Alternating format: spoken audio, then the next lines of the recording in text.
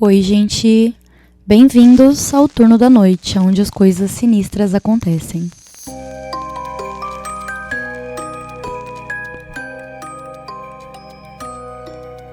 Eu queria pedir desculpa pelo meu desaparecimento, gente, mas é por uma boa razão. Eu tô me mudando pra São Paulo e eu tava em busca de lugares pra morar. E aparentemente eu encontrei um que deu certo, então em breve estarei de mudança pra capital. O que eu fiz de bom nesse tempo? Eu maratonei Fleabag pela 1000ª vez, eu assisti a série do Fallout, eu fui ao cinema assistir A Primeira Profecia, que eu achei muito bom. Comi em vários lugares gostosos, passeei muito e encontrei um lugar para morar. Mas agora vamos ao que interessa.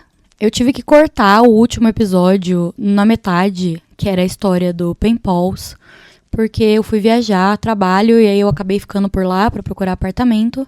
Mas hoje eu voltei para contar as outras 3 histórias de Pen Pals, que são as 3 últimas. E já prepara aí o lencinho, prepara o coração, porque o negócio é tenso, é triste. E vamos lá.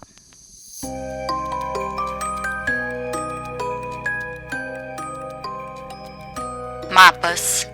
Teve um comentário no meu último post que me fez lembrar de um evento da minha infância que eu sempre achei estranho, mas eu nunca considerei ligado a nenhuma dessas histórias. Hoje eu sei que ele é. Engraçado como as memórias funcionam. Os detalhes podem estar todos na sua mente, todos desarrumados e bagunçados, e aí um único pensamento pode juntar eles novamente. Eu nunca pensei muito nesses eventos porque eu estava prestando atenção nas coisas erradas. Eu fui novamente à casa da minha mãe, vasculhei meus trabalhos antigos de escola procurando por algo que eu acho importante. Não achei, mas vou continuar procurando. Mais uma vez, me desculpa o tamanho do relato. A maioria das cidades antigas e suas vizinhanças não foram planejadas pensando que a população começaria a crescer exponencialmente e teria que ser acomodada. O layout das ruas normalmente acontece em resposta a restrições geográficas e a necessidade de conectar pontos de importância econômica.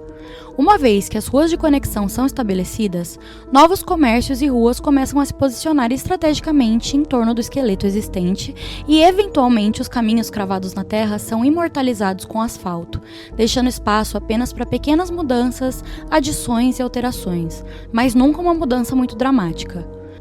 O bairro em que passei a infância deveria ser antigo. As primeiras casas construídas devem ter sido colocadas em volta do lago e gradualmente a área habitável cresceu conforme extensões do caminho original foram construídas.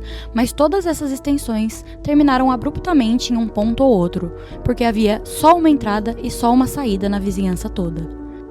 Muitas dessas extensões foram limitadas por um riacho, que mutuamente alimentava e bebia do lago, e passava bem por onde eu costumava chamar, e chamei em todas as outras histórias, de a vala.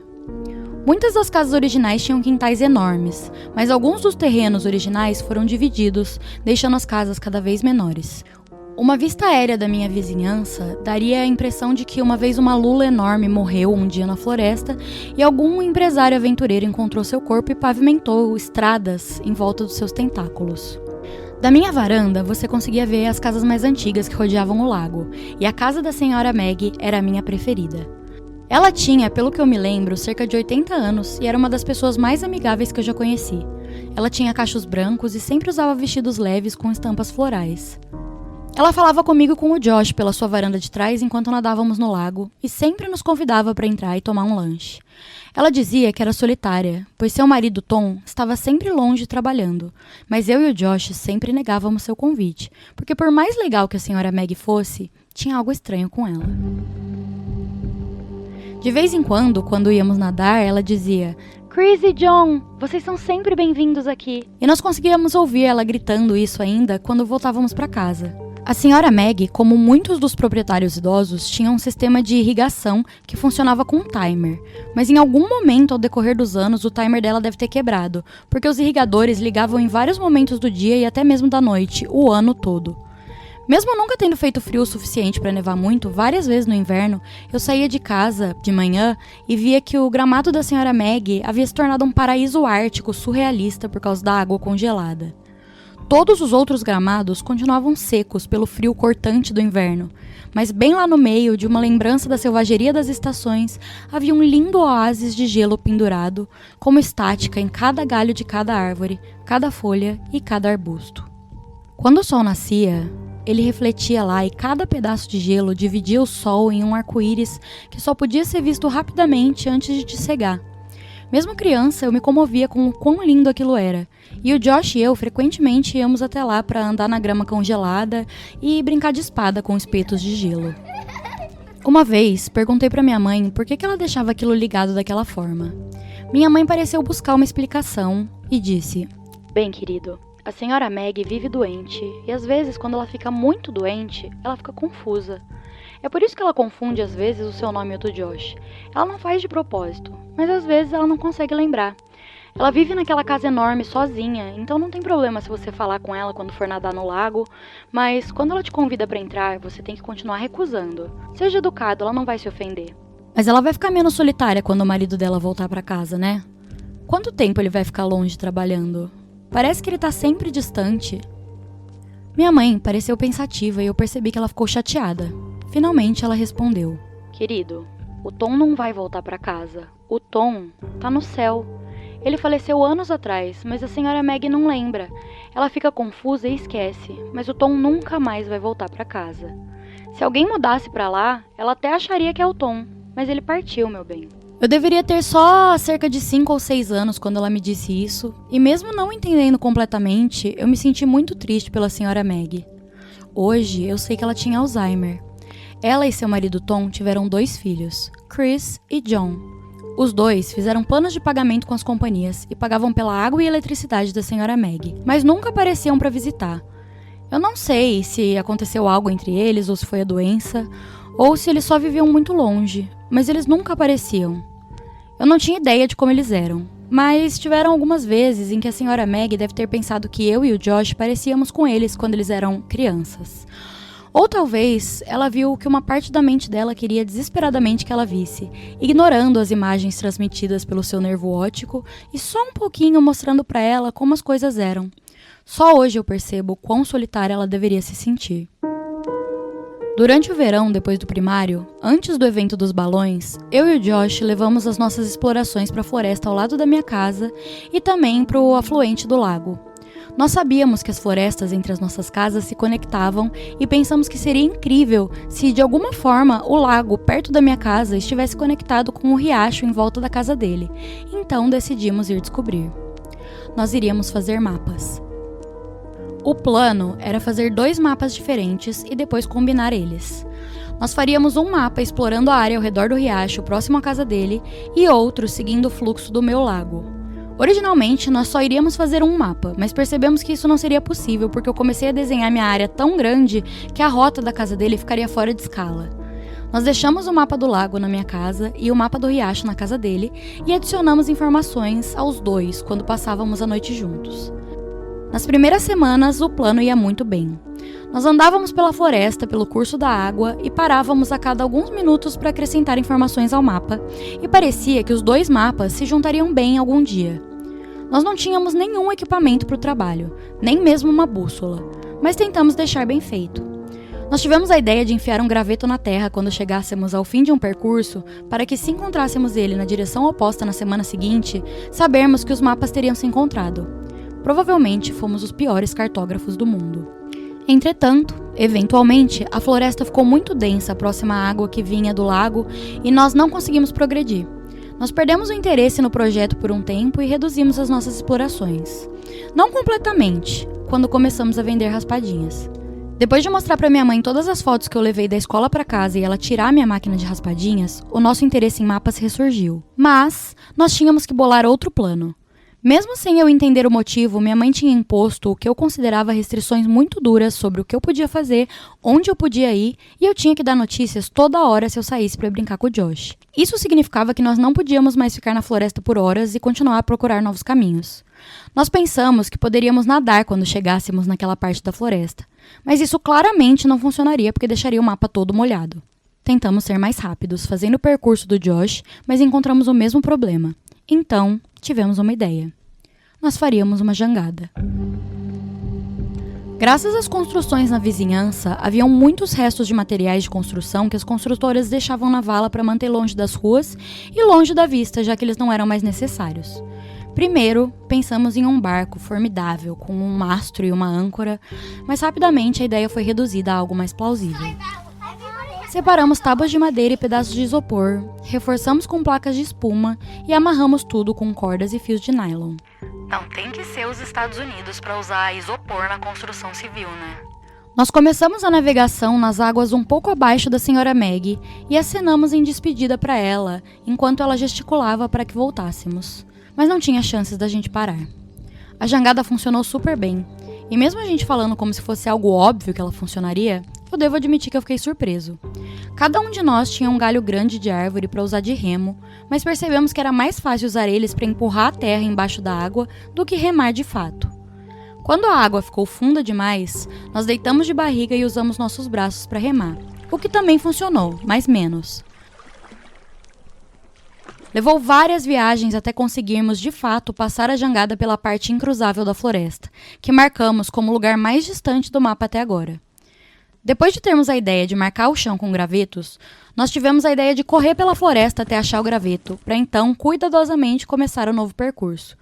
Isso significa que essa parte incruzável era um pouco distante, então, para navegar da minha casa até aquela barricada de árvores, estava demorando mais do que o previsto.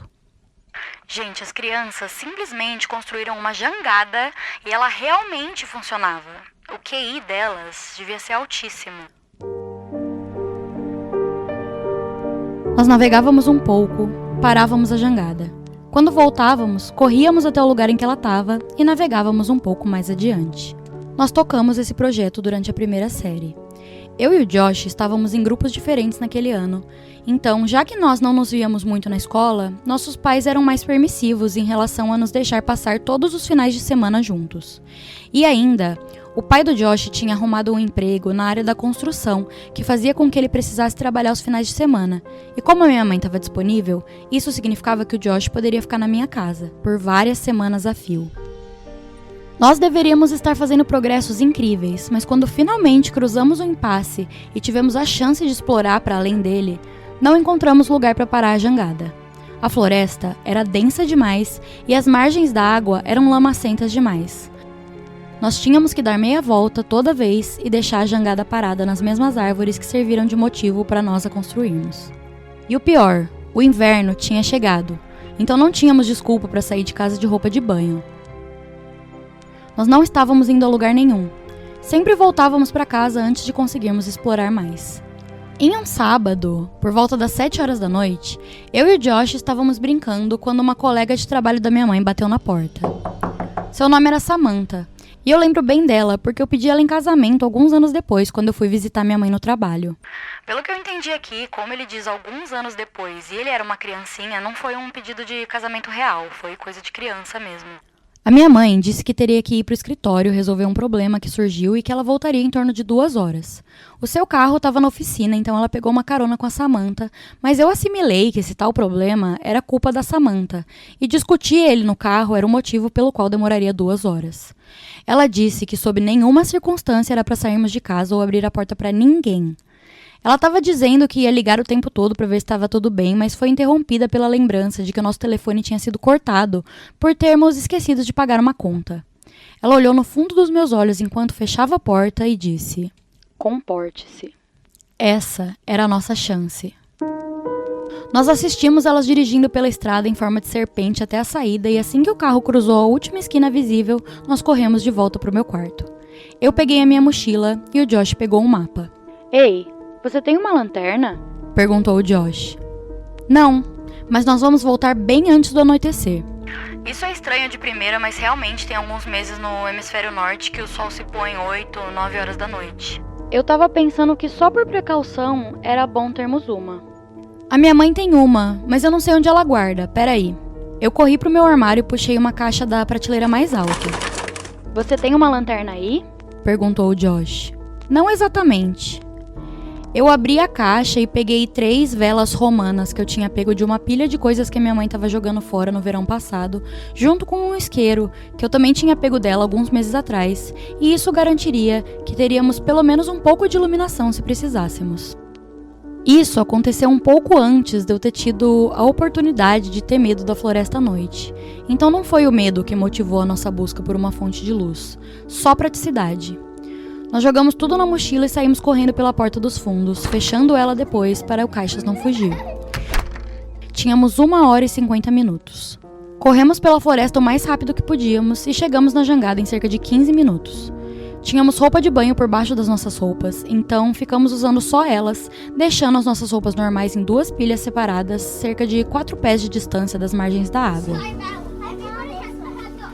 Nós desamarramos a jangada da árvore em que ela estava presa, pegamos nossos galhos remos e embarcamos. Tentamos nos deslocar rapidamente para tentar chegar no ponto além do que tínhamos marcado em nossos mapas em constante expansão, já que não tínhamos tempo para prestar atenção em todo o caminho já feito. Sabíamos que éramos mais lentos na jangada do que na terra, e na volta teríamos que ficar nela um tempo para retornar, já que depois daquele ponto a floresta era densa demais para ir a pé. Vocês também estão inconformados? Porque assim, eu nunca vi 2 crianças tão destemidas na minha vida inteira. Depois que cruzamos toda a parte catalogada dos nossos mapas, a água começou a ficar muito funda e eventualmente não conseguíamos mais tocar o fundo com nossos galhos. Então deitamos de barriga e começamos a remar. Estava tudo escurecendo e, consequentemente, estava ficando difícil distinguir as árvores umas das outras. E nós 2 estávamos ficando levemente assustados. Mas, preocupados em tirar bom proveito, estávamos remando muito rápido com nossos braços, o que estava fazendo muito barulho graças às nossas mãos batendo na água. Nos intervalos entre as remadas, nós ouvíamos claramente os sons do esfarelar de folhas mortas e de galhos caindo. Conforme diminuímos o ritmo e os sons da floresta foram diminuindo também, me fazendo questionar se eu realmente tinha ouvido eles. Nós não sabíamos que tipo de animais habitavam essa parte tão profunda da floresta, mas sabíamos que não queríamos descobrir. O Josh foi desdobrando o mapa enquanto eu iluminava com um isqueiro, quando fomos reconfortados com o fato de que os sons não eram imaginários. Nós ouvimos alguns rapidamente. Eles pareciam estar se afastando da gente, avançando pela floresta além do nosso mapa. Tinha ficado escuro demais para enxergar. Calculamos mal por quanto tempo o sol ficaria no céu. Nervoso, eu gritei: "Olá!" Houve um breve momento de tensão em que mal respirávamos enquanto estávamos deitados ali, parados sobre a água. O silêncio foi quebrado por uma risada. Oiê! O Josh gargalhava. "Que foi?" Oi, senhor monstro da floresta. Sei que você tá espreitando por aí, mas será que você poderia responder o meu olá? Olá! Eu percebi o quão idiota aquilo foi. Qualquer animal que fosse não responderia. Eu nem me toquei que eu tinha dito isso até ele me zoar. Ele continuou, nós ficamos zoando e estávamos no processo de virar a jangada para voltar para casa quando ouvimos: "Olá!" Era forçado e sussurrado, como se saísse através da última respiração de pulmões vazios, mas não soava doente. Tinha vindo bem do ponto fora do mapa, que agora estava atrás da gente, pois estávamos fazendo o caminho de volta. Eu virei leve e lentamente a jangada para olhar na direção do som, enquanto eu tentava acender o sinalizador. Eu queria ver. Cara, o que você tá fazendo? Sussurrou o Josh. Mas eu já tinha conseguido acender. Levantei ele em direção ao céu. Nunca tinha usado um antes, mas pensei em usar ele para iluminar como um canhão, igual fazem nos filmes. Um orbe verde brilhante saiu como um foguete em direção às estrelas e rapidamente se apagou. Eu abaixei um pouco o braço. Eu sabia que sairiam explosões de várias cores, mas eu não lembrava exatamente quantas antes dele se apagar. Uma segunda explosão de luz vermelha saiu e voou acima das árvores, mas eu ainda não vi nada. Vamos, cara. O Josh me apressava enquanto virava a jangada de volta para a direção de casa e começava a remar desesperadamente. Só mais um. Mirando meu braço diretamente para a floresta à minha frente, outra explosão vermelha foi disparada do tubo. Ela viajou diretamente para frente até que colidiu com uma árvore, rapidamente explodindo em um diâmetro maior. Ainda nada. Eu joguei o tubo no rio e assisti uma última bola de fogo tentar sair e apagar rapidamente, sufocada pela água. Conforme fomos remando na direção de casa, ouvimos um farfalhar ainda mais alto na floresta. Aquele som de folhas e galhos pisoteados era mais alto que os nossos sons na água. Aquilo estava correndo. Em pânico, nós chacoalhamos a jangada de forma muito bruta e eu senti uma das cordas se romperem. Josh, toma cuidado! Mas era tarde demais. A nossa jangada estava desmontando. Não demorou muito para ela se desfazer por inteiro. Cada um de nós segurou em um pedaço de isopor, mas eles não eram grandes o suficiente para nos impedir de afundar, e as nossas pernas balançavam abaixo deles na água fria do inverno. Josh, rápido! Eu gritei, apontando para a água do lado dele. Ele tentou, mas estava frio demais para se mexer com rapidez, e nós dois assistimos enquanto o mapa boiava para longe. Nos aproximamos das margens, mas toda vez que tentávamos sair, ouvíamos o farfalhar frenético vindo da floresta logo à frente. Eventualmente, estávamos com muito frio e fracos demais para continuar tentando. Ritmicamente, fomos batendo as pernas até percebermos que estávamos próximos do lugar aonde ancorávamos a jangada. Soltamos os pedaços de entulho e tentamos subir para a terra. Tiramos nossas roupas de banho, desesperados para vestir algo seco e nos proteger do frio cortante do ar. Coloquei meus shorts, mas tinha algo errado. Virei pro Josh. Cara, cadê minha blusa? Ele sugeriu que talvez ela tivesse caído na água e flutuado pelo lago. Eu disse pro Josh voltar para casa e dizer que estamos brincando de esconde-esconde se a minha mãe estivesse lá. Eu tinha que achar a minha blusa. Assim, não basta ele ir na floresta à noite, andar de jangada, ele ainda vai ficar lá sozinho, depois de ouvir uma voz desconhecida, só pra procurar uma blusa. Tá doido. Eu corri por detrás das casas da beirada e fui olhando para a água pelas margens. Eu pensei que talvez, com sorte, eu poderia achar o mapa também. Eu estava indo muito rápido porque eu precisava voltar logo para casa e estava quase desistindo quando a minha concentração foi interrompida por um som vindo de trás de mim. Olá. Eu me virei. Era a senhora Maggie. Eu nunca tinha visto ela de noite antes, e nessa luz horrível ela parecia demasiadamente frágil. Eu não lembro nem de já ter visto ela sem sorrir, e seu rosto agora parecia tão estranho. Olá, senhora Maggie. Oh, oi, Chris. O calor de seu sorriso voltou para ela, mesmo que suas memórias não tenham feito o mesmo. Não tinha visto que era você ali no escuro. Perguntei brincando se ela iria me convidar para um lanche, mas ela disse, quem sabe outra hora. Eu estava muito ocupado procurando meu mapa e a minha camisa para dar atenção para ela, mas ela soou tão feliz que eu não me senti mal. Ela disse algumas outras coisas, mas eu estava distraído e não prestei atenção. Eu disse boa noite e corri pela sua garagem em direção à minha casa. Atrás de mim, eu podia ouvir ela andando pelo gramado congelado, mas eu não me virei para acenar. Eu tinha que ir para casa. Cheguei alguns minutos antes da minha mãe, e a hora que ela chegou, eu e o Josh já tínhamos trocado de roupa e nos aquecido. Nós tínhamos escapado, mesmo tendo perdido o mapa. Não conseguiu achar? Não achei não, mas eu vi a senhora Maggie. Ela me chamou de Chris de novo. Tô falando, cara. Agradece por nunca ter visto essa mulher à noite. Nós demos risada e ele me perguntou se ela tinha me convidado para um lanche, brincando que os seus lanches deviam ser horríveis, já que ela não consegue nem dar eles de graça para os outros. Eu disse para ele que não, e ele ficou surpreso, e agora, pensando nisso, eu também fiquei. Literalmente, toda vez que eu vi ela, ela me convidou para tomar lanche. E dessa vez, eu tinha sarcasticamente me convidado, e ela disse que não. O Josh foi falando mais sobre a senhora Maggie, e aí eu percebi que o isqueiro ainda devia estar no meu bolso e que seria um desastre se a minha mãe encontrasse. Eu peguei os shorts do chão e apalpei os meus bolsos. Eu senti algo, mas não era o isqueiro. Do bolso de trás eu tirei um pedaço de papel dobrado e o meu coração acelerou. O mapa? Mas eu vi ele boiando para longe. Conforme eu desdobrei o papel, meu estômago foi embrulhando, enquanto eu tentava entender o que eu estava vendo. Desenhado no papel, dentro de um grande oval, tinham duas figuras de palitos segurando as mãos. Uma era muito maior que a outra, mas nenhuma das duas tinha rosto.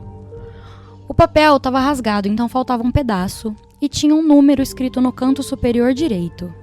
Eram 15 ou um 16. Nervoso, eu dei o papel pro Josh e perguntei se ele tinha colocado aquilo no meu bolso em algum momento. Mas ele riu da ideia e perguntou por que eu estava tão chateado. Eu apontei para a figura menor e para o que estava escrito do lado dela. Eram as minhas iniciais. Eu desencanei e contei pro Josh o resto da minha conversa com a senhora Meg. Eu sempre atribuí a doença dela a essas coisas estranhas até o momento em que eu revisitei essas memórias. Eu sinto desespero quando eu penso o motivo que fez ela dizer quem sabe outra hora. Eu sabia o que ela tinha dito, mas eu não sabia o que aquilo significava naquela noite. Eu ainda não tinha entendido o que aquilo queria dizer semanas depois, quando eu vi homens com roupas estranhas e laranjas de risco biológico carregarem o que eu pensei serem sacos cheios de lixo da sua casa, ou porque a vizinhança inteira cheirava a morte naquele dia. Eu ainda não tinha entendido por que condenaram e fecharam a casa pouco antes de eu me mudar, mas agora eu entendi. Eu entendi por que as suas últimas palavras para mim foram tão importantes, mesmo que nem ela e nem eu tenhamos percebido na hora. A senhora Meg me disse naquela noite que o Tom tinha voltado para casa, mas agora eu sei quem realmente tinha ido para lá. Assim como eu sei porque eu nunca vi o corpo dela ser levado para fora numa maca. Os sacos não estavam cheios de lixo. Tá, pelo que eu tô entendendo até agora, o menino tinha um stalker, e isso é óbvio. Na primeira história, esse stalker sequestrou o menino e deixou um bilhete para a família. Na segunda, era ele quem mandava as polaroids. Na terceira, ele quem matava os animais e deixava eles embaixo da casa do menino. Nessa, ele matou a senhora Meg, ensacou o corpo dela e foi morar na casa dela. E ele já estava lá quando ela e o autor se encontraram, mas como ela tinha Alzheimer e ela confundia as pessoas, ela achou que era o marido dela e aí ela não fez nada. É isso que eu tô entendendo até agora, mas ainda tem mais 2 histórias, então vamos lá.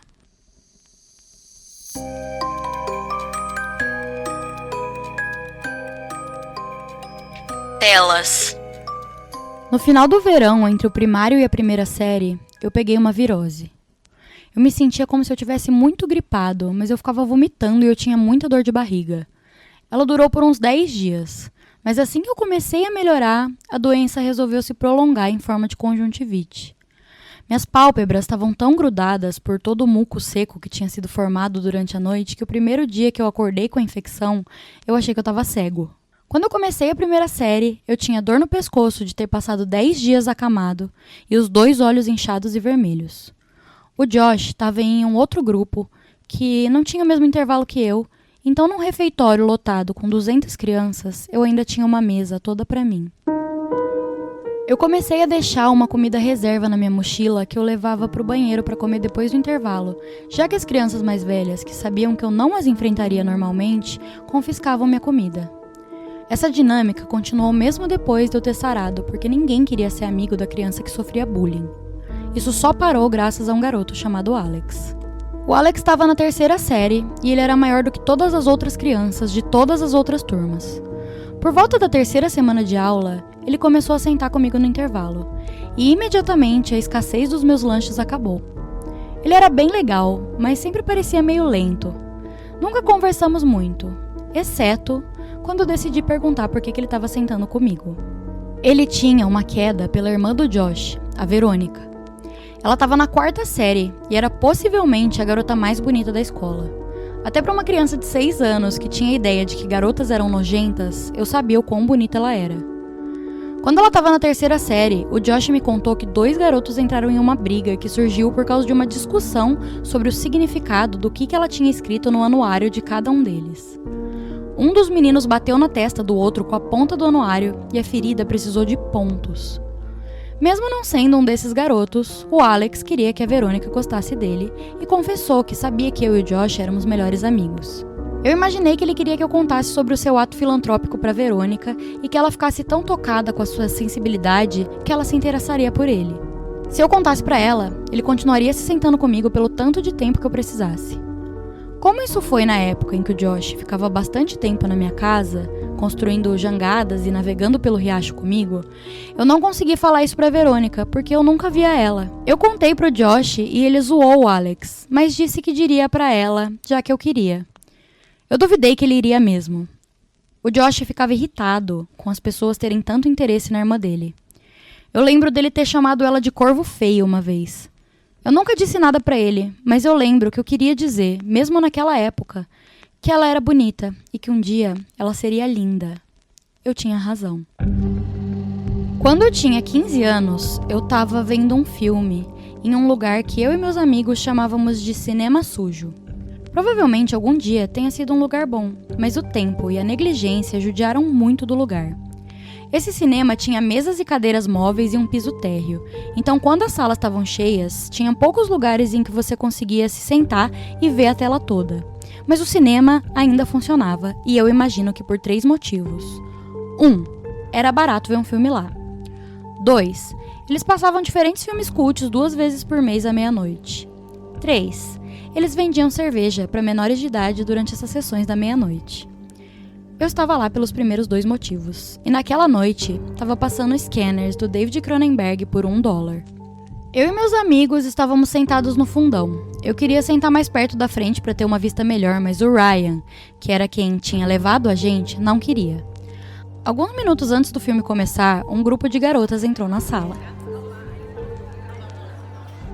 Elas eram todas muito bonitas, mas qualquer beleza que fosse era ofuscada pela garota de cabelo loiro acinzentado, mesmo eu tendo visto só um pouquinho do seu perfil lateral. Quando ela se virou para puxar uma cadeira, eu vi seu rosto inteiro e senti borboletas no estômago. Era a Verônica. Eu não a via fazia muito tempo. O Josh e eu fomos nos vendo cada vez menos depois daquela noite em que fomos escondidos na minha antiga casa quando tínhamos 10 anos, e de vez em quando eu ia visitar ele. Ela tinha saído com os amigos. Enquanto todo mundo olhava para a tela, eu olhava para Verônica, apenas desviando o olhar quando eu me sentia como um esquisitão, mas essa sensação logo passava e eu voltava os meus olhos para ela de novo. Ela realmente era linda, assim como eu imaginava que ela seria quando eu era criança.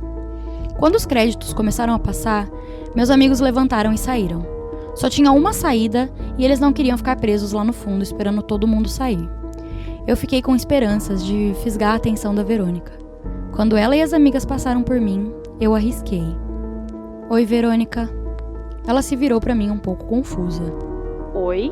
Eu me levantei da minha cadeira e fui um pouco na direção da luz vindo da porta aberta. Sou eu, o velho amigo do Josh de muito tempo atrás. Como você tá?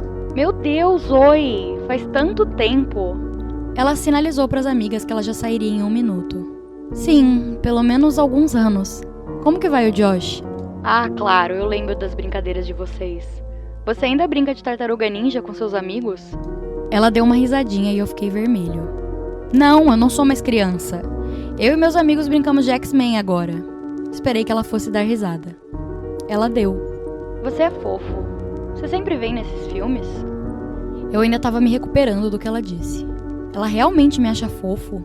Ela quis dizer que eu sou engraçado? Ela me acha atraente? Aí eu percebi que ela tinha me feito uma pergunta, e eu voltei pra realidade. Sim! Eu disse alto demais. Eu tento. E você? Eu venho de vez em quando. Meu namorado não gostava de vir nesses filmes, mas como nós acabamos de terminar, eu pretendo vir mais. Eu tava tentando agir normalmente, mas eu não consegui. Ah, legal. Não que vocês terminaram, mas que você vai conseguir vir mais. Ela riu de novo, e eu tentei recuperar. Então, você vai vir de novo na semana depois da semana que vem? Eu ouvi dizer que vão passar Day of the Dead. É bem legal. Sim, eu vou vir sim. Ela sorriu e eu tava quase sugerindo para talvez sentarmos juntos quando ela rapidamente fechou o espaço entre nós com um abraço. Foi muito bom te ver, ela disse com seus braços em volta de mim. Eu tava pensando no que dizer quando eu percebi que o maior problema era que eu tinha esquecido como falar. Por sorte, o Ryan, que eu ouvi se aproximando no corredor, entrou dizendo: Cara, você sabe que o filme acabou, né? Vambora! Aí sim, hein? A Verônica me soltou e disse que me veria da próxima vez. Ela saiu da sala ao som da música pornográfica que o Ryan tava fazendo com a boca. Eu fiquei muito bravo, mas relevei assim que eu ouvi a Verônica rindo lá no lobby. Day of the Dead não chegava nunca. A família do Ryan estaria fora da cidade, então ele não poderia nos levar de carro, e outros amigos com quem eu estava naquela noite não dirigiam. Alguns dias antes do filme, eu perguntei para minha mãe se ela poderia me levar. Ela quase imediatamente negou meu pedido, mas eu implorei e ela percebeu o desespero na minha voz. Ela perguntou por que eu queria tanto ir, já que eu já tinha visto aquele filme antes, e eu demorei um pouco, mas eu disse que eu queria encontrar uma garota lá. Ela sorriu e, em tom de brincadeira, perguntou se ela conhecia a garota e eu disse que era a Verônica. O sorriso dela desapareceu do seu rosto e friamente ela disse: Não. Eu decidi então que eu ligaria pra Verônica pra ver se ela me dava uma carona. Eu não tinha ideia se ela ainda morava com a família, mas valia a pena tentar. Aí eu pensei que o Josh podia atender. Eu não falava com ele há quase 3 anos. Se ele atendesse, eu obviamente não iria conseguir pedir pra falar com a irmã dele. Eu me senti culpado de ligar e pedir pra falar com a Verônica e não com o Josh, mas desapeguei desse sentimento rapidamente. O Josh não me ligava há anos também.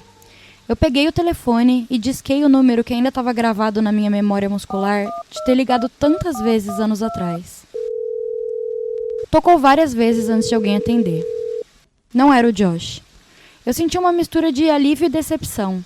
Percebi naquele momento que eu sentia a falta dele. Eu ligaria pra ele depois desse final de semana, mas essa era a minha única chance de saber se a Verônica poderia e gostaria de me dar uma carona, se eu pudesse. A pessoa que atendeu me disse que eu disquei o número errado. Eu repeti o número pra ela e ela confirmou. Ela disse que eles devem ter trocado de número e eu concordei. Pedi desculpa pelo incômodo e desliguei. Eu estava extremamente triste, porque agora nem se eu quisesse eu conseguiria falar com o Josh. Me senti péssimo por ter tido medo dele atender o telefone. Ele tinha sido o melhor amigo de todos os amigos. Eu percebi que o único jeito que eu conseguiria entrar em contato com ele novamente seria pela Verônica. Então, não que eu precisasse, mas agora eu tinha mais um motivo para querer ver ela. Eu disse pra minha mãe no dia antes do filme que eu não estava mais afim de ir, mas que eu queria que ela me levasse na casa do meu amigo Chris. Ela me levou pra lá aquele dia algumas horas antes do filme. O meu plano era andar da casa dele até o cinema, já que ele morava relativamente perto.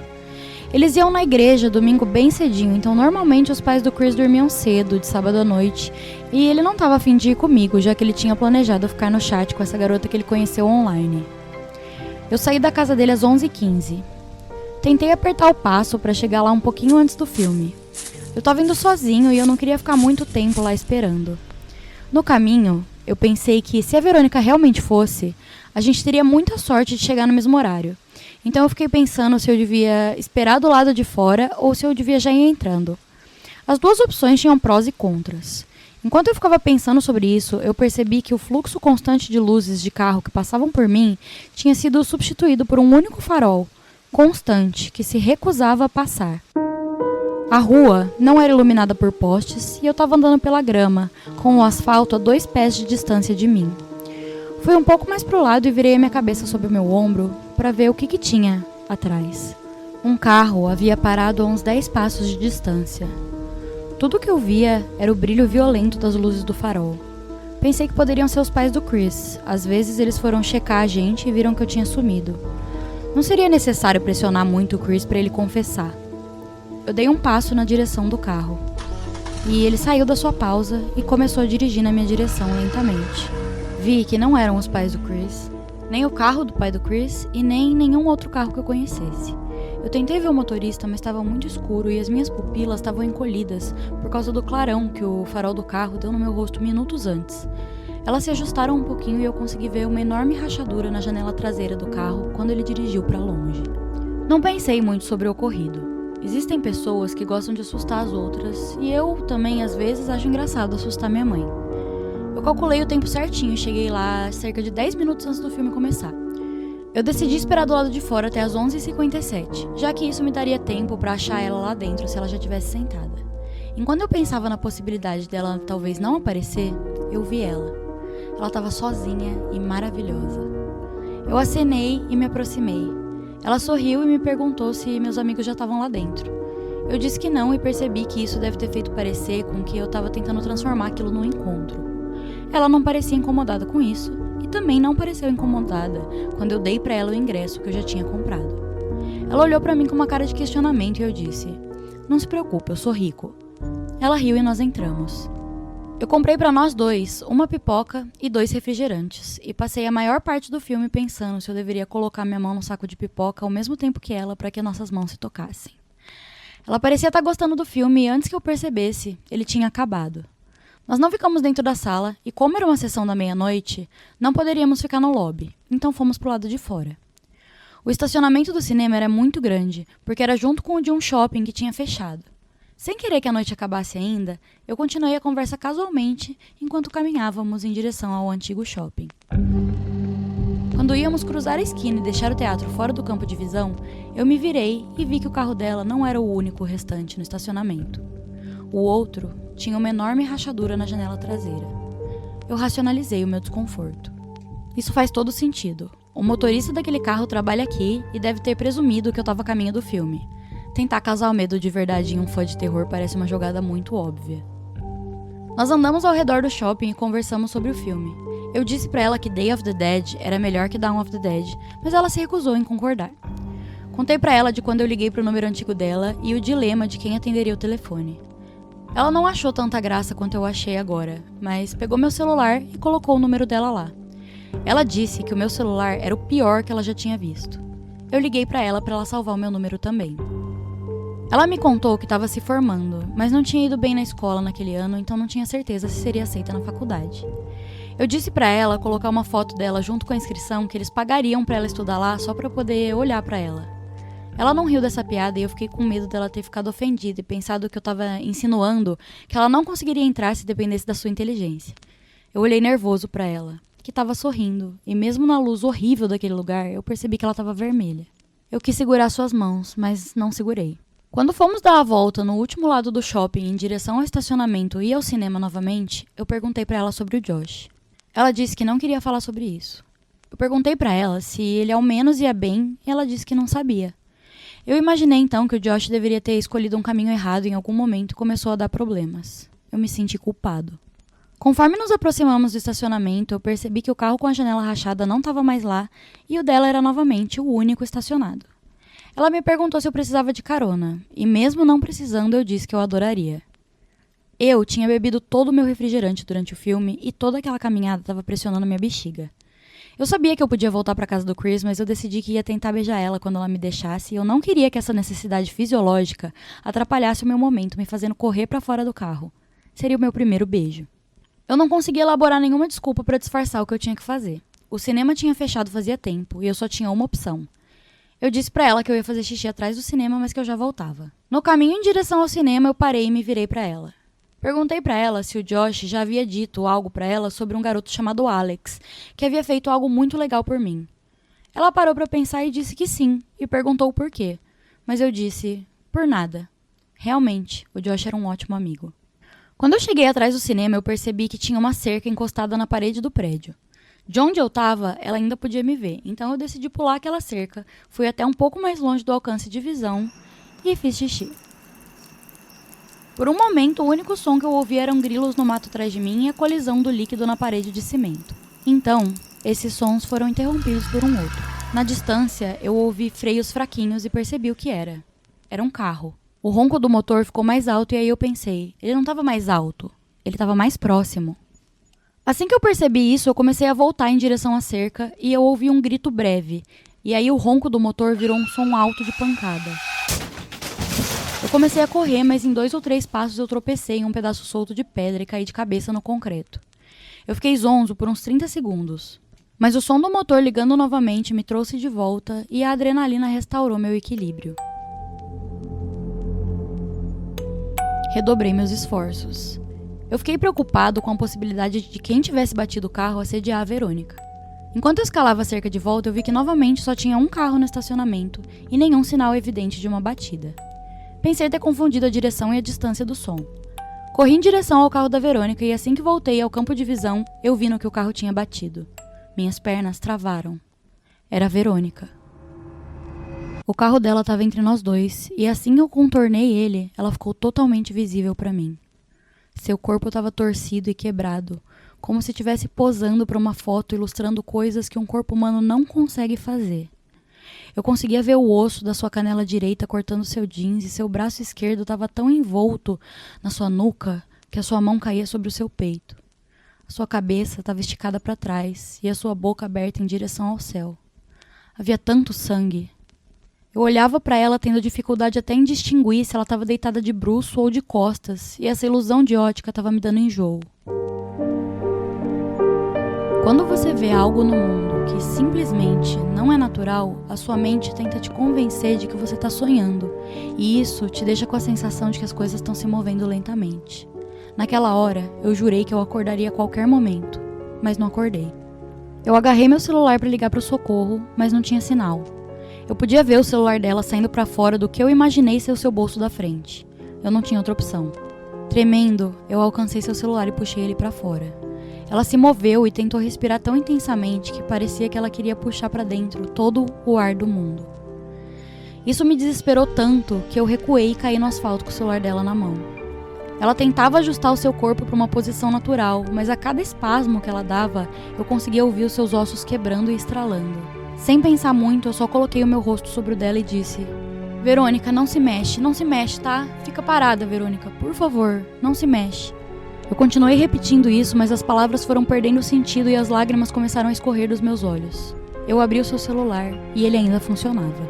Como essa história supostamente aconteceu antigamente, naquela época o celular ainda era de abrir, tipo aqueles Motorola V3.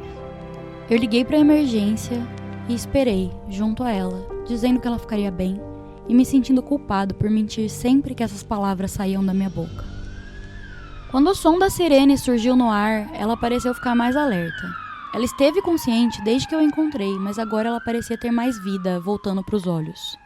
O seu cérebro ainda estava protegendo ela da dor, mas parecia que ele finalmente estava deixando ela ter uma consciência de que tinha algo muito errado acontecendo.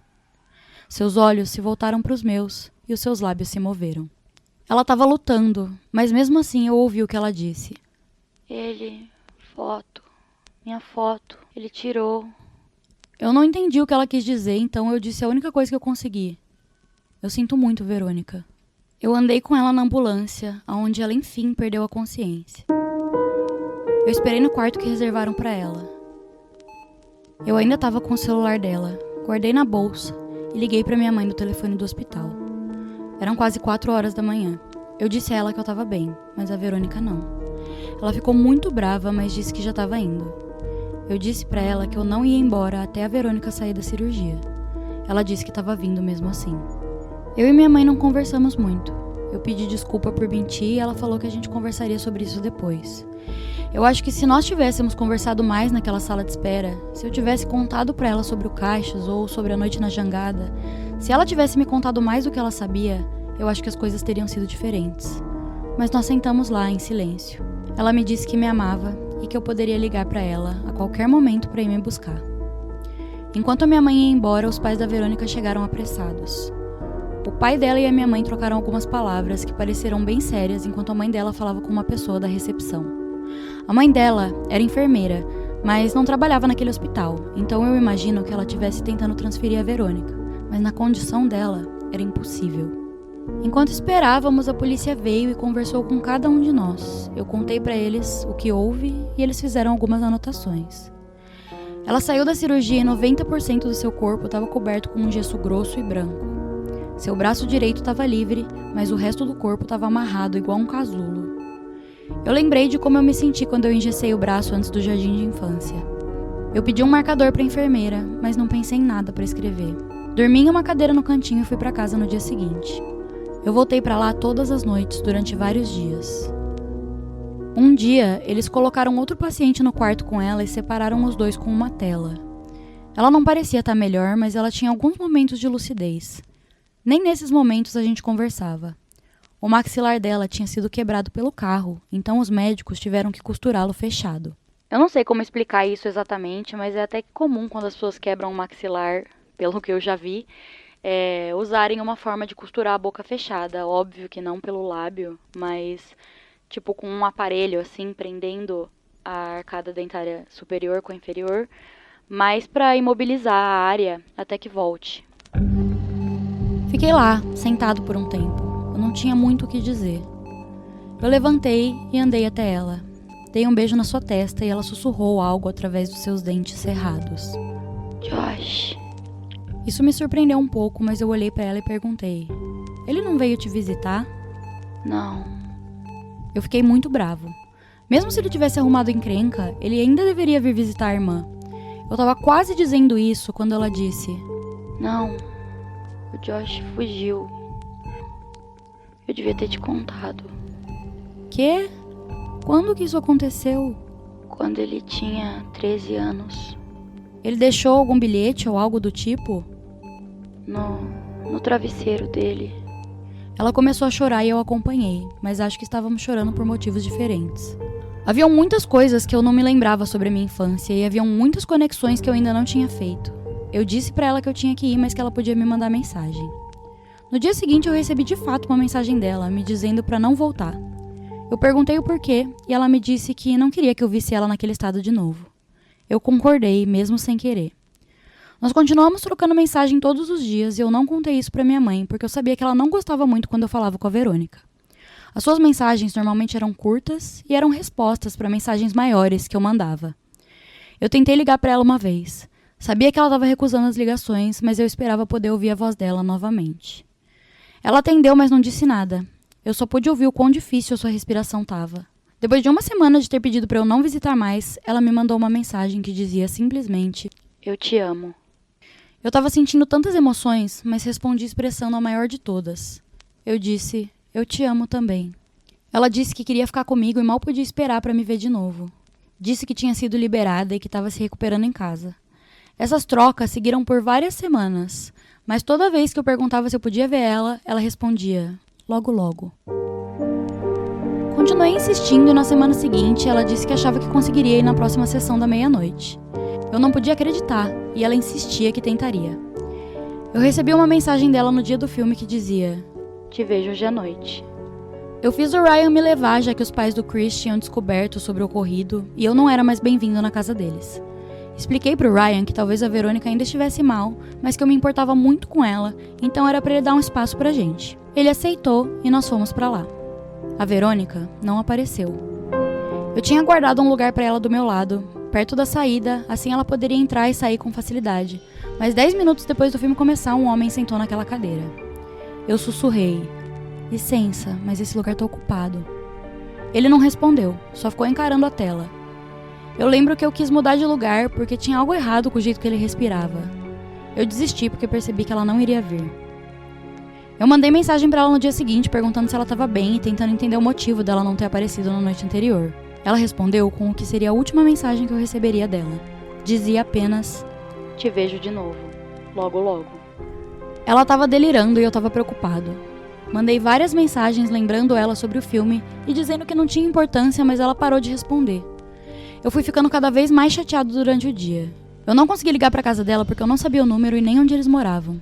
Meu humor estava cada vez mais deprimido e a minha mãe, que vinha sendo muito legal comigo ultimamente, perguntou se eu estava bem. Eu disse que não tinha notícias da Verônica faziam dias e então eu senti aquele bom humor saindo do corpo dela. Como assim?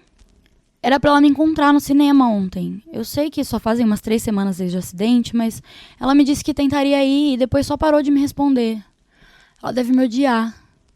Minha mãe pareceu confusa. E eu percebi, no rosto dela, que ela começou a achar que eu tinha enlouquecido. Quando ela percebeu que não, seus olhos encheram de lágrimas e ela me puxou em sua direção, me abraçando. Ela estava começando a chorar, mas parecia uma reação muito intensa para o meu problema. E eu não tinha nenhum motivo que me fizesse pensar que ela se importava tanto assim com a Verônica.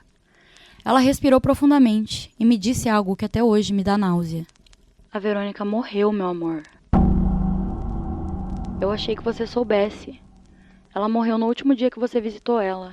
Ai, meu filho, ela morreu semanas atrás. Ela estava chorando muito agora, mas eu sabia que não era por causa da Verônica. Eu me soltei do abraço e recuei. A minha cabeça estava explodindo. Isso não era possível, eu troquei mensagem com ela ontem. Eu só pensei em fazer uma pergunta e foi a mais trivial que você pode imaginar. Então por que o celular dela ainda tá ligado? Ela continuou chorando e não respondeu. Por que demoraram tanto pra desligar a merda do celular dela? Eu gritei. O choro dela parou e ela murmurou: As fotos. Aí eu descobri que os pais dela pensaram que o celular dela tinha se perdido no acidente, apesar de eu ter colocado ele na bolsa dela naquela noite, quando ela foi levada para o hospital.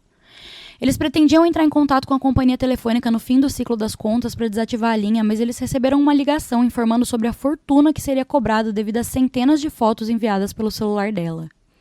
Fotos. Fotos que foram todas enviadas para o meu celular. Fotos que eu nunca recebi, porque meu celular antigo não recebia imagens. E todas essas fotos foram enviadas depois da noite em que ela morreu. Então eles desativaram a linha. Eu tentei não pensar sobre o que havia nessas fotos. Eu lembro de ficar questionando se eu aparecia em alguma delas. A minha boca ficou seca e eu senti uma pontada aguda de desespero quando eu pensei na última mensagem que eu recebi do celular dela. Te vejo de novo, logo logo. Nossa, gente, que tristeza! Socorro! Apesar de ser bem assustadora, essa história ela é mais triste do que qualquer coisa, porque o stalker do cara tá simplesmente destruindo a vida de todo mundo que se aproxima dele. E eu achei, assim, justíssimo isso ter virado um livro, porque até agora é uma história impecável e muito bem escrita. Mas eu tô sofrendo real aqui. Vamos para a última.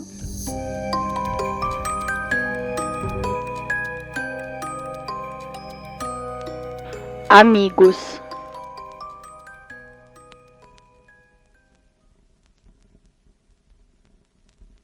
No primeiro dia de jardim de infância, a minha mãe decidiu me levar para a escola. Estávamos nós dois ansiosos e ela queria estar comigo em todos os momentos até eu entrar na sala de aula. Eu demorei um pouco para ficar pronto por causa do meu braço que ainda estava machucado. O gesso subia até um pouco acima do meu cotovelo, o que significava que eu tinha que cobrir o meu braço com um plástico especial quando eu tomava banho. Eu já tinha me adaptado a colocar ele sozinho, mas eu acho que devido à ansiedade e ao nervosismo, eu não fechei direito e eu conseguia sentir a umidade entrando no gesso. Ele deu uma amolecida nas regiões que molharam, mesmo eu tendo secado com a toalha imediatamente. Como não existe um jeito eficaz de limpar a parte entre o seu corpo e o gesso, a pele morta que normalmente cairia só fica presa ali. Quando ela umedece por suor ou algo do tipo, ela emite um odor, porque logo que eu comecei a tentar secar, eu fui pego pelo poderoso cheiro de podre. Enquanto eu continuava a esfregar freneticamente com a toalha, ele começou a se desintegrar. Eu estava ficando muito nervoso. Eu coloquei tanto esforço nisso quanto uma criança poderia colocar no seu primeiro dia de aula. Eu sentei com a minha mãe na noite anterior, escolhendo a minha roupa, e havia passado um bom tempo escolhendo minha mochila. Eu estava muito ansioso para mostrar para todo mundo a minha lancheira das tartarugas ninja. Eu peguei a mania da minha mãe de chamar essas crianças que eu ainda nem conhecia de amigos. Mas, com as condições do meu gesso piorando, eu fiquei muito triste com o pensamento de que eu não poderia chamar ninguém dessa forma quando aquele dia acabasse. Desisti e mostrei para minha mãe. Levou 30 minutos para tirar a maioria da umidade enquanto tentávamos salvar o resto do gesso.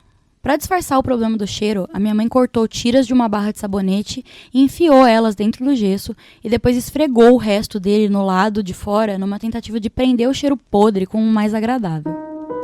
Quando chegamos na escola, meus colegas de classe já estavam fazendo a segunda atividade do dia e eu fui encaixado em um dos grupos. Eu não tinha muita clareza das diretrizes da atividade e em 5 minutos eu tinha quebrado as regras, tanto que todos os membros do grupo reclamaram para a professora e perguntaram por que eu tinha que estar no grupo deles. Eu levei um marcador para a escola na esperança de que eu colecionaria algumas assinaturas ou desenhos no meu gesso, do lado da assinatura da minha mãe.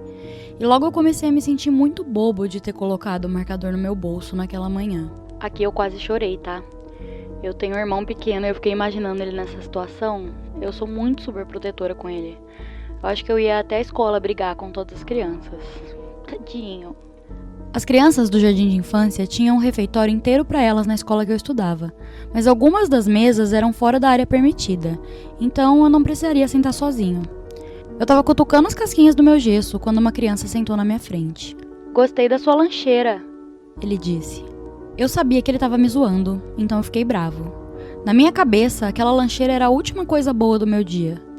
Eu não parei de olhar para o meu braço e senti meus olhos queimando pelas lágrimas que eu estava segurando. Eu levantei a cabeça para dizer para o menino me deixar em paz, mas antes que eu pudesse abrir a boca, eu vi algo que me fez parar. Ele tinha a mesma lancheira que eu. Eu dei risada e disse: "Gostei da sua lancheira também." Eu acho o Michelangelo mais legal, ele disse, imitando os movimentos de nunchakus. Eu estava no meio da minha resposta, dizendo que o Rafael era o meu preferido, quando ele bateu a mão na sua caixinha de leite aberta, derrubando tudo pelo seu colo. Eu tentei muito segurar minha risada, já que eu não conhecia ele, mas a minha cara deve ter me entregado, porque ele começou a rir antes. De repente, eu não me sentia mais tão mal com meu gesso. Eu resolvi tentar a sorte. "Você quer assinar meu gesso?" Eu puxei o marcador do meu bolso e ele me perguntou como que eu quebrei. Eu disse que eu caí da árvore mais alta da minha vizinhança e ele pareceu impressionado. Eu olhei para ele trabalhosamente desenhando o seu nome e quando ele terminou, eu perguntei o que estava escrito. Ele me disse que escreveu Josh. Josh e eu tomamos nosso lanche juntos todos os dias e sempre que possível fazíamos dupla para trabalhos. Eu ajudei ele com a sua escrita e ele assumiu a culpa quando eu escrevi peido na parede com um marcador permanente. Eu até conheceria outras crianças, mas até naquele tempo eu sabia que o Josh era o meu único amigo de verdade. Levar uma amizade para fora da escola quando você tem 5 anos é mais difícil do que a maioria se lembra. No dia que soltamos os balões, nós nos divertimos tanto que eu perguntei ao Josh se ele queria ir na minha casa brincar no dia seguinte. Ele disse que sim e que ele levaria alguns brinquedos, e eu disse que também poderíamos sair para explorar e até nadar no lago. Quando eu cheguei em casa, perguntei para minha mãe e ela disse que tudo bem. O meu entusiasmo era infinito, até eu perceber que eu não tinha como entrar em contato com o Josh para contar para ele. Passei o fim de semana todo preocupado da nossa amizade ter acabado na segunda. Quando eu encontrei ele depois daquele final de semana, eu fiquei aliviado de descobrir que ele encontrou o mesmo obstáculo que eu e nós achamos engraçado. Mais tarde naquela semana, nossas mães se lembraram de anotar os nossos números de telefone e trocar eles na escola. A minha mãe falou com o pai do Josh e ficou decidido que a minha mãe iria buscar nós dois na escola naquela sexta. Nós alternávamos essa estrutura quase todo final de semana, e o fato de morarmos tão próximos tornava as coisas bem mais fáceis para os nossos pais, e isso sempre dava certo. Quando eu e minha mãe mudamos para outro canto da cidade no fim da primeira série, eu tinha certeza de que a nossa amizade tinha chegado ao fim. Fomos dirigindo para longe daquela casa que eu passei a vida toda e eu senti uma tristeza que eu sabia que não era só por causa de uma casa, mas eu estava me despedindo do meu amigo para sempre. Mas eu e o Josh, para minha surpresa e felicidade, continuamos muito próximos. Tirando pelo fato de que nós passávamos a maior parte do nosso tempo longe e só nos víamos aos finais de semana, nós continuávamos com a mesma amizade de antes.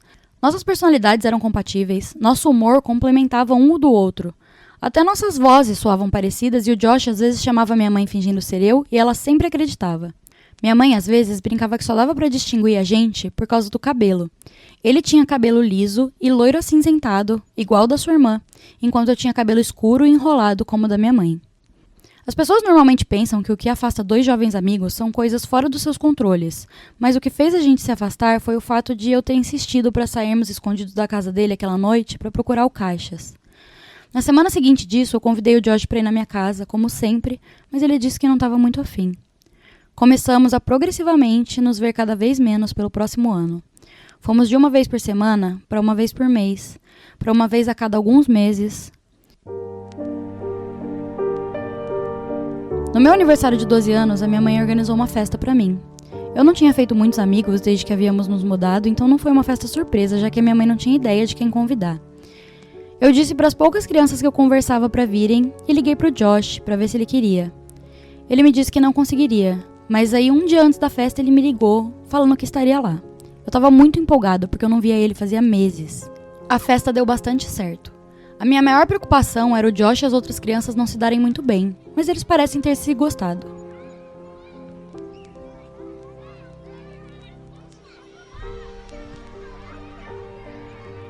O Josh estava estranhamente quieto. Ele não levou um presente pra mim e pediu desculpa por isso. Eu disse que não tinha problema, porque eu estava feliz que ele tinha vindo. Tentei puxar assunto com ele, mas parecia não chegar em lugar nenhum. Perguntei o que havia de errado e disse que não entendia por que as coisas tinham ficado tão esquisitas entre nós e que elas nunca tinham sido assim antes. Nós brincávamos sempre e falávamos no telefone a cada 2 ou 3 dias. Eu perguntei o que tinha acontecido com a gente. Ele, que estava olhando diretamente para os seus sapatos, levantou a cabeça e disse: "Você foi embora." Assim que ele disse isso, a minha mãe gritou da sala que era hora de abrir os presentes. Eu dei um sorriso forçado e entrei na sala de jantar enquanto cantavam parabéns. Tinham algumas caixas embrulhadas e vários cartões, já que a maior parte da minha família morava em outro estado. A maioria dos presentes eram bobos e esquecíveis, mas eu lembro que o Brian me deu um boneco do Mighty Max em formato de cobra que eu guardei por muitos anos. A minha mãe insistiu que eu lesse todos os cartões e agradecesse a cada pessoa que me deu cada um, porque muitos anos antes, no Natal, eu rasguei os embrulhos e envelopes tão intensamente que eu eliminei qualquer possibilidade de qualquer pessoa entender o que tinha sido escrito, mandado qual presente ou qual quantidade de dinheiro. Nós separamos os que tinham sido enviados pelo correio dos que foram trazidos naquele dia pelos meus amigos, para que eles não tivessem que me assistir abrindo cartões de pessoas que eles nem conhecem. A maioria dos cartões que eles me deram tinham alguns dólares dentro, e os da minha família tinham mais dólares ainda. Um dos envelopes não tinha meu nome escrito, mas estava na pilha, então eu o abri. O cartão tinha uma estampa floral genérica e parecia ter sido um cartão recebido por outra pessoa que estava reciclando o papel. Eu até que gostei da ideia dele ser reutilizado, porque eu sempre achei esses cartões muito bobos. Eu virei ele para o dinheiro não cair no chão, e quando eu abri, a única coisa dentro era a mensagem que vinha impressa, já no papel. Eu te amo. Quem quer que tivesse me dado esse cartão não tinha escrito nada nele, mas tinha circulado a mensagem impressa várias e várias vezes. Eu dei uma risada e disse, nossa, obrigada pelo cartão incrível, mãe. Ela me olhou com cara de questionamento e olhou para o cartão. Ela me disse que não era dela e parecia entretida mostrando ele para os meus amigos, olhando na cara deles para tentar descobrir quem que fez a brincadeira. Nenhuma criança se manifestou, então ela me disse, não se preocupa, querido. Pelo menos agora você sabe que 2 pessoas te amam. Ela deu um beijo extremamente prolongado na minha testa, o que fez o grupo cair na risada. O Mike parecia rir mais, então podia ter sido ele. Para virar parte do grupo, ao invés do motivo de risada, eu disse que só porque ele me deu aquele cartão não significava que eu beijaria ele também depois. Todos rimos e o Josh parecia finalmente sorrir também. Bem, eu acho que esse foi o campeão, mas você ainda tem alguns presentes para abrir. A minha mãe me passou mais um presente. Eu ainda estava com dor na barriga de tanto segurar a risada, mas quando eu vi o que era, eu não precisei segurar mais. O sorriso sumiu do meu rosto. Era um par de walkie-talkies. Vai, mostra pra todo mundo, disse a minha mãe. Eu ergui eles e todo mundo pareceu gostar, mas eu olhei pro Josh e eu pude notar que ele estava pálido. Nos olhamos por um momento, então ele se levantou e foi pra cozinha. Enquanto eu observava ele discar um número no telefone preso na parede, a minha mãe sussurrou no meu ouvido que ela sabia que eu e o Josh não conversávamos tanto desde que um dos walkie-talkies quebrou, então ela achou que eu gostaria. Eu apreciei muito o carinho da minha mãe, mas esse sentimento foi suprimido pelas emoções que surgiram com a volta de lembranças que eu tentei tanto esquecer. Quando todos estavam comendo bolo, eu perguntei pro Josh para quem ele tinha ligado. Ele disse que não estava se sentindo muito bem e então ele ligou pro seu pai vir buscar. Eu entendi que ele queria ir, mas eu disse que eu queria que nós nos víssemos mais. Eu passei um dos walkie-talkies para sua mão, mas ele colocou ela para trás, negando. Triste, eu disse. Obrigada por vir, eu acho. Eu espero te ver antes do meu próximo aniversário. Me desculpa. Eu vou tentar te ligar mais. Eu vou tentar mesmo, ele disse. A conversa parou enquanto esperávamos na porta pelo seu pai. Eu vi em seu rosto que o Josh estava com remorso de não ter se esforçado mais. O humor dele pareceu de repente melhorar quando uma ideia passou pela sua cabeça. Ele disse que sabia o que me daria de aniversário, que demoraria um pouco, mas que ele achava que eu ia adorar. Eu disse para ele que não precisava, mas ele insistiu. Ele parecia estar em um clima melhor e pediu desculpa por ter sido um chato na minha festa. Ele disse que estava muito cansado e que não andava dormindo muito bem. Eu perguntei o porquê, e enquanto ele andava na direção do carro, ele se virou, acenou e disse: Eu acho que eu ando sonâmbulo. Essa foi a última vez que eu vi meu amigo, e alguns meses depois, ele tinha sumido. Nas últimas semanas, o meu relacionamento com a minha mãe tem se tornado bem tenso devido às minhas tentativas de descobrir detalhes da minha infância.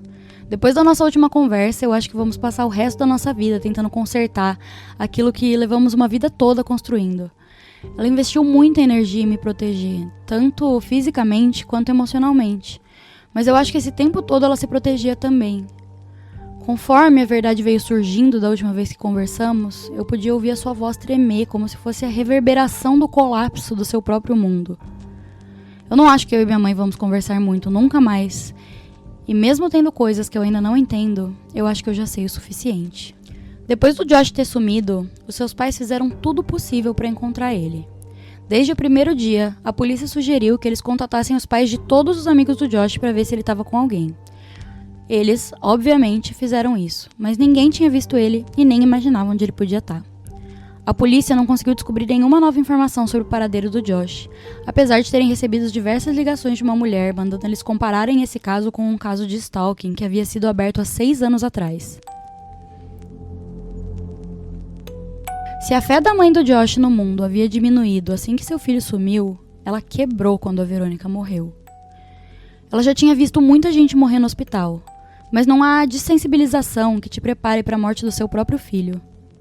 Ela visitava a Verônica 2 vezes por dia desde que ela foi transferida para outro hospital, uma antes do seu turno e uma depois. No dia que a Verônica morreu, sua mãe estava saindo atrasada do trabalho, e na hora que ela chegou no hospital, ela já havia falecido. Isso foi demais para ela, e pelas próximas semanas ela foi ficando cada vez mais instável e, com frequência, vagava pelas ruas gritando para o Josh e a Verônica voltarem para casa. Um dia seu marido até encontrou ela andando, semi-vestida de madrugada, buscando freneticamente pelos dois. Devido à deterioração da saúde mental da esposa, o pai do Josh não podia mais viajar a trabalho, e começou a pegar trabalhos em construção que pagavam menos, mas ele ficava mais próximo de casa. Quando começaram a expandir o meu bairro antigo, cerca de 3 meses depois da morte da Verônica, o pai do Josh se aplicou para todas as vagas e foi contratado. Antes, ele liderava as construções, mas ele aceitou um trabalho de pedreiro, ajudando a fazer qualquer tipo de coisa que precisassem. Ele até aceitava trabalhos estranhos, tipo cortar grama e construir cercados, para não precisar viajar. Começaram a limpar a floresta perto do riacho para transformar a terra em terrenos habitáveis. O pai do Josh recebeu a tarefa de aplanar o solo da recém-derrubada floresta, e esse trabalho garantiu a ele alguns dias de trabalho. No terceiro dia, ele chegou em um ponto que ele não conseguia aplanar. Toda vez que ele dirigia por cima, ele continuava mais fundo do que o resto do solo. Frustrado, ele desceu da máquina para averiguar a área. Ele tinha trabalhado por anos e anos com construção e sabia que o sistema de raízes de árvores recém-cortadas entrava em decomposição, deixando fragilidades no solo. Ele ponderou suas opções e decidiu cavar um pouco com uma pá, caso o problema tivesse superficial o suficiente para reparar sem a necessidade de uma máquina que teria que ser trazida de outro lugar. Conforme a minha mãe descreveu onde isso era, eu sabia que era naquele lugar. Senti o meu peito apertando. Ele cavou um pequeno buraco de uns 3 pés de profundidade até que a sua pá bateu em alguma coisa dura. Ele bateu com a pá tentando examinar a grossura e a densidade da raiz até que a sua pá quebrou a resistência. Confuso, ele cavou um buraco maior. Depois de cerca de meia hora escavando, ele se viu em pé em cima de uma caixa grande e comprida, coberta com uma manta marrom. Nossas mentes trabalham intensamente para evitar conflitos e dissonâncias, para mantermos a integridade do nosso mundo. Até o momento seguinte, apesar de tudo que o bom senso pode ter indicado, apesar de uma pequena parte sufocada dele saber exatamente o que estava sob seus pés, aquele homem acreditava. Ele sabia que o seu filho ainda estava vivo. A minha mãe recebeu uma ligação às 6 horas da tarde. Ela sabia quem era, mas não conseguia entender o que dizia. O que ela entendeu fez ela partir imediatamente. Aqui embaixo! Agora, filho! Meu Deus! Quando ela chegou, ela encontrou o pai do Josh sentado de costas para o buraco. Ele segurava a pá com tanta força que parecia que ela ia quebrar. E ele olhava para frente com olhos que pareciam tão sem vida quanto os de um tubarão. Ele levantou lentamente o seu olhar para o dela e disse: Eu não entendo. Ele ficou repetindo isso como se ele tivesse esquecido todas as outras palavras. E a minha mãe ouvia ele ainda repetindo quando ela andou um pouco mais para olhar dentro do buraco. Ela me disse que queria ter arrancado seus olhos fora antes de olhar para dentro da cratera. E eu disse que eu sabia o que ela ia dizer e que ela não precisava continuar. Eu olhei para o seu rosto e vi uma expressão tão forte de desespero que fez o meu estômago doer. Eu percebi que ela soube disso pelos últimos 10 anos e ela esperava nunca ter que me contar. Como consequência, ela nunca ensaiou uma boa forma para contar isso, para me contar o que ela viu. O Josh estava morto. Seu rosto estava afundado e desfigurado de uma forma que parecia que toda a tristeza e desesperança do mundo tinham sido absorvidas por ele. O cheiro violento de putrefação subiu daquela cripta e a minha mãe teve que cobrir a boca e o nariz para não vomitar. A sua pele estava seca e rachada como a de um crocodilo, e havia sangue seco manchando a madeira em volta da sua cabeça. Seus olhos, semicerrados, voltados para cima.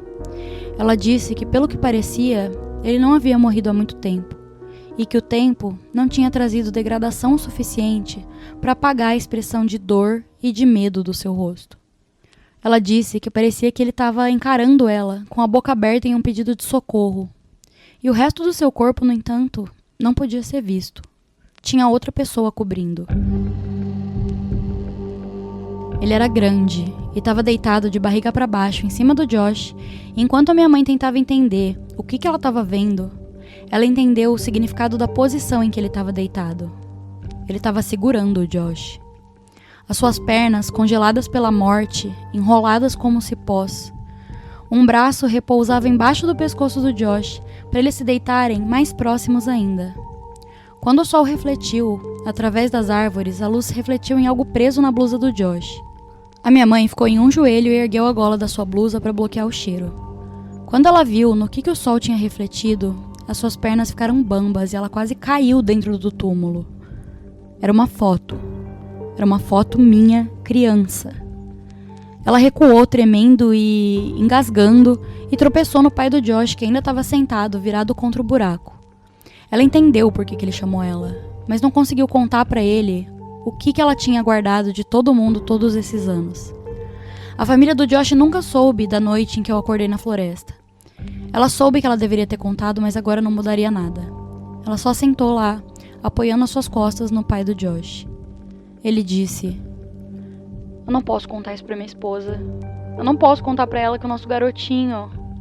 A sua voz tremia, enquanto ele pressionava o seu rosto molhado contra suas mãos sujas. Ela não aguentaria isso. Depois de uns instantes, ele se levantou, ainda chorando, e cambaleou até a cova. Com um último suspiro, ele desceu até o caixão. O pai do Josh era um cara grande, mas não tão grande quanto aquele homem na caixa. Ele pegou a parte de trás da gola do homem e puxou com força, como que se quisesse jogar o corpo para fora da cova em um único movimento. Mas a gola rasgou e seu corpo caiu novamente em cima do seu filho. "Seu filho da puta!" Ele pegou o homem pelos ombros e arrastou, até que ele não estivesse mais em cima do Josh e se sentou contra a parede da cova. Ele olhou para o homem e foi um pouco para trás. "Não, não, não. Por favor, Deus, não." Em um movimento difícil, mais poderoso, ele levantou e tirou o corpo totalmente do chão, e os dois ouviram o som de algo de vidro rolando contra a madeira. Era uma garrafa. Ele passou ela para minha mãe. Era éter. Só para explicar, o éter é um anestésico fortíssimo e fora do meio médico ele é usado para dopar pessoas e até mesmo abusar sexualmente delas. Ele chorou. Meu menininho, por que tem tanto sangue? O que ele fez com você?" A minha mãe olhava para o corpo do homem que agora estava virado para cima e entendia agora que ela estava olhando para uma pessoa que havia assombrado a nossa vida por mais de uma década.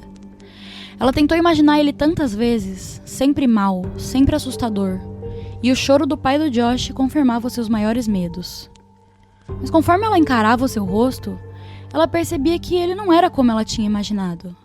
Ele era apenas um homem. Ela olhava o seu rosto congelado e percebia que parecia até sereno.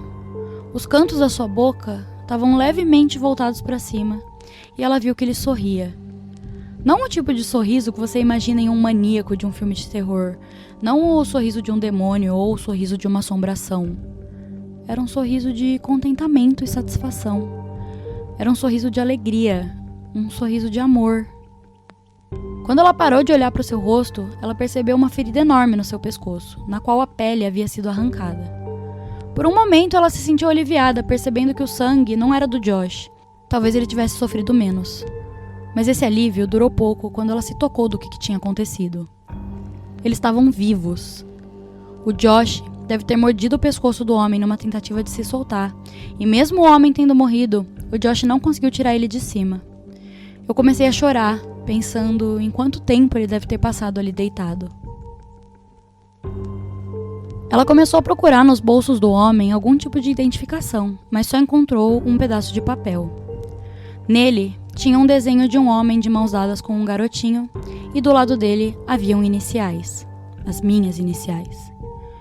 Eu gosto de pensar que ela lembra equivocadamente dessa parte da história, mas eu nunca vou ter certeza. O pai do Josh tirou seu corpo daquela cova e a minha mãe colocou aquele papel dentro do seu bolso. Ele chorava dizendo que o cabelo do seu filho havia sido pintado, e realmente, ele estava castanho escuro. E ela percebeu que ele estava vestido de uma forma estranha, porque as roupas estavam pequenas demais. Depois que o seu pai o deitou delicadamente na terra macia, ele começou a pressionar gentilmente as suas mãos contra os bolsos do filho para ver se sentia algo. Ele achou um papel e não entendeu o que era, e deu para minha mãe. Perguntei para ela o que era. Ela me disse que era um mapa. Ele estava terminando o mapa. Essa deveria ter sido a ideia dele para o meu presente de aniversário. Eu desejei do fundo do meu coração que isso não tivesse acontecido enquanto ele explorava, mas eu acho que não faz diferença agora. Eu tô com muita vontade de chorar, esse canalha maldito. Ela ouviu o pai do Josh dar um gemido, e ao virar, viu ele empurrando o corpo do homem de volta para a cova. Na máquina que ele tinha usado para achar esse lugar, ele pegou um galão de gasolina e parou virado de costas para minha mãe. Você deveria ir. Eu sinto muito. Não é sua culpa. Eu causei isso. Você não pode pensar assim. Não tinha nada. Ele interferiu, quase sem emoção. Cerca de um mês atrás, um homem me abordou enquanto eu limpava o terreno da construção cerca de 1 quadra daqui. Ele me perguntou se eu queria ganhar um dinheiro extra e como a minha esposa não tá trabalhando agora, eu aceitei. Ele me disse que umas crianças tinham cavado um monte de buracos na sua propriedade e me ofereceu $100 para tapar eles. Ele disse que queria tirar umas fotos para a companhia de seguros antes, mas se eu voltasse depois das 5 da tarde do dia seguinte, seria ótimo. Ele colocou a nota na minha mão e eu fiz o trabalho todo no dia seguinte. Eu estava tão exausto que eu nem pensei nisso até eu terminar. Eu não pensei nisso nem depois de ter terminado. Até agora que eu tirei esse mesmo cara de cima do meu filho. Ele apontou para a cova e suas emoções vieram à tona enquanto ele começava a chorar. Ele me pagou $100 para eu enterrar ele com meu filho. Foi como se dizer isso em voz alta fizesse com que ele tivesse que aceitar que isso aconteceu. E ele caiu no chão em lágrimas. A minha mãe não conseguiu pensar em nada para dizer e ficou lá em silêncio, pelo que pareceu uma eternidade. Então ela perguntou o que ele faria com o Josh. Seu lugar de descanso final não vai ser aqui com esse monstro. Ela andou até o carro e viu a fumaça preta subindo até o céu e desejou muito que os pais do Josh ficassem bem. Fui embora da casa da minha mãe sem dizer mais nada. Eu disse a ela que eu a amava e que eu conversaria com ela em breve, mas eu não sei o que breve significa pra gente. Entrei no meu carro e fui embora. Eu entendo hoje por que esses eventos da minha infância pararam anos atrás. Eu, hoje, como um adulto, vi que as conexões se perderam em uma criança que via o mundo mais como fragmentos do que como uma sequência. Eu pensei muito sobre o Josh. Eu amava ele e ainda amo. Eu sinto ainda mais a falta dele agora que eu sei que eu nunca mais vou ver ele de novo. E me encontro desejando que eu tivesse abraçado ele da última vez que nos vimos. Pensei nos pais do Josh. Eles não sabiam a minha ligação com nada disso, mas eu não conseguia mais olhar nos olhos deles. Pensei na Verônica. Eu só conheci ela quando eu já era mais velho, mas por aquelas poucas semanas eu senti que eu realmente amava ela. Eu pensei na minha mãe. Ela tentou tanto me proteger durante todos esses anos, e acho que ela é mais forte do que eu jamais conseguiria ser. Eu tentei não pensar naquele homem, e no que ele fez com o Josh por mais de 2 anos. Mas eu pensava principalmente no Josh. Às vezes, eu queria que ele nunca tivesse sentado na minha frente aquele dia no jardim de infância, que eu nunca soubesse como é ter um amigo de verdade. Às vezes, eu gosto de sonhar que ele tá num lugar melhor, mas é só um sonho e eu sei disso. O mundo é um lugar cruel, e é feito mais cruel ainda pelo homem. Não haveria justiça pelo meu amigo, nenhum confronto final, nenhuma vingança. Já faz mais de 1 década para todo mundo, menos para mim, que descobri isso agora. Eu sinto sua falta, Josh. Eu sinto muito por você ter me escolhido, e eu sempre vou lembrar com carinho da gente. Nós éramos exploradores, nós éramos aventureiros, nós éramos amigos. A voz tremendo de quem tá quase chorando, gente. Isso foi muito triste. Eu não tenho nem o que dizer, mas eu tô toda arrepiada. Pensar que a maioria das coisas que eu conto aqui são puramente fantasia, mas essa história pode muito bem ser real. Doeu demais.